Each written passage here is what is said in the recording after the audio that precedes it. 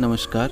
आज हम सभी पुनः एक नए व्यक्तित्व को जानेंगे और उनके बारे में समझने का प्रयास करेंगे। आइए शुरू करते हैं उस नए व्यक्तित्व के बारे में जिनको आप बहुत पहले से जानते हैं। थोड़ी जानकारी बढ़ाने के लिए फिर से उनके बारे में और जानने का प्रयास करते हैं। उस व्यक्ति का नाम है अकबर महान। अकबर का जन्म अमरकोट के राजा बेसाल के महल में 15 अक्टूबर 1542 ईस्वी को हुआ था। अकबर का बचपन बड़े ही संघर्ष के साथ व्यतीत हुआ। कई बार तो उन्हें अपनी माता हमीदा बानो तक से अलग हो जाना पड़ा और भाग्य के सहारे जीवित रहना पड़ा, लेकिन बाल्यावस्था की मुसीबतों ने उन्हें अत्यंत निर्भीक और साहसी बना दिया। उनका मन खेल कूद, घुड़सवारी, तलवार चलाने, हाथियों की लड़ाई आदि देखने में अधिक लगता था। 20 वर्ष की आयु प्राप्त होने तक अकबर ने एक उदार मुगल शासक के रूप में यश प्राप्त कर लिया।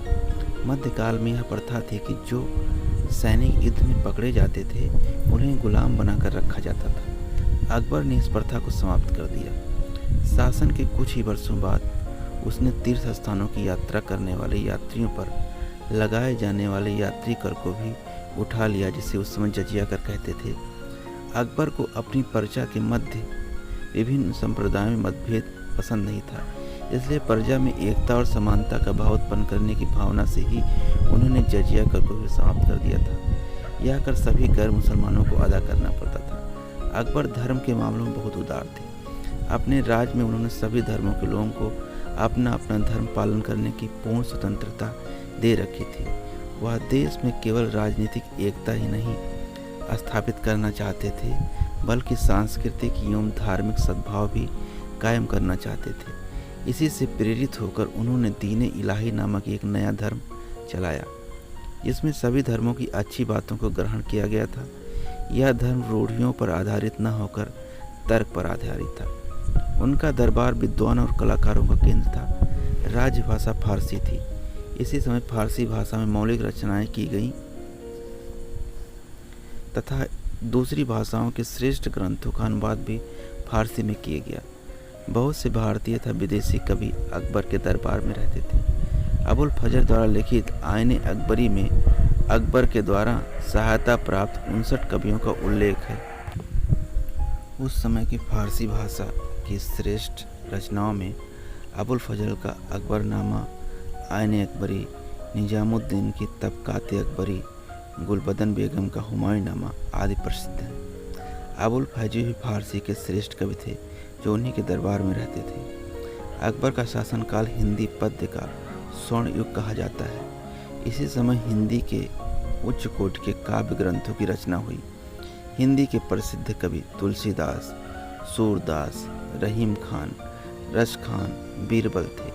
उस समय की प्रसिद्ध हिंदी रचनाओं में रामचरितमानस और सूरसागर है।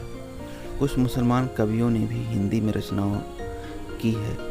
इसमें रहीम, जिनका वास्तविक नाम अब्दुल रहीम खान खाना था, का नाम सबसे ऊपर है, जो फारसी, अरबी, तुर्की तथा संस्कृत भाषा के विद्वान थे। दूसरे मुसलमान हिंदी कवि रश खान थे। अकबर के दीवाने खास में 9 रत्नों को विशेष सम्मान प्राप्त था। अकबर संगीत के अनन्य प्रेमी थे। संगीत को संरक्षण प्रदान करने के कारण उनके समय में संगीत कला की आश्चर्यजनक उन्नति हुई। हिंदू तथा मुसलमानों का संगीत मिलकर एक बन गया था।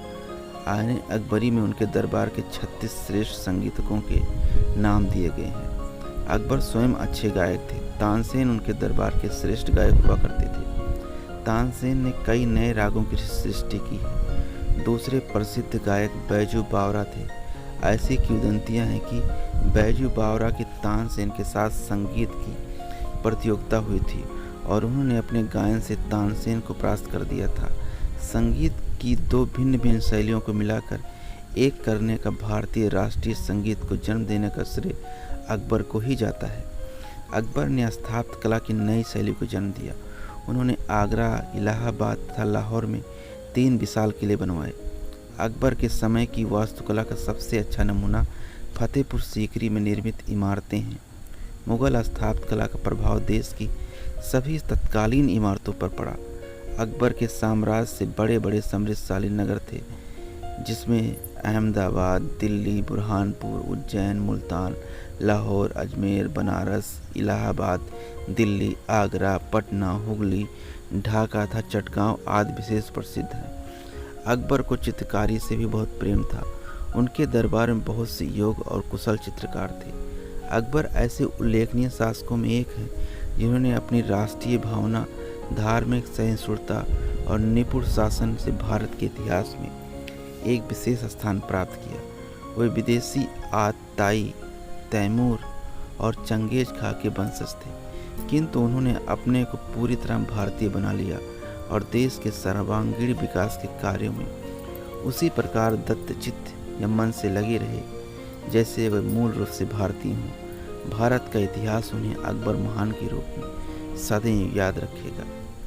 इस तरह से हमने देखा कि अकबर का जीवन शुरू से संघर्षों में बीतने के बाद भी वो काफ़ी हृदयवान, बलशाली, योग्य नेता, योग्य शासक थे और देश को उन्होंने बहुत अच्छी उपलब्धियां प्रदान की हैं और उनके कारण आज देश में बहुत सारे धरोहरें हैं जिसे हम देखने जाते हैं।